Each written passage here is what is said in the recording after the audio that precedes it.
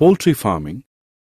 Poultry farming is undertaken to raise domestic fowl for egg production and chicken meat.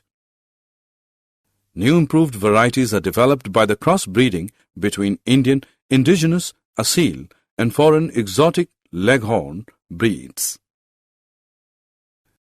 It is done for the following desirable traits: number and quality of chicks, dwarf broiler parent for commercial chick production, summer adaptation capacity, tolerance to high temperature, low maintenance requirements, reduction in the size of the egg-laying bird with ability to utilize more fibrous, cheaper diets formulated using agricultural byproducts. For more such videos on all subjects, practice questions and a lot more, download iPrep and learn unlimited.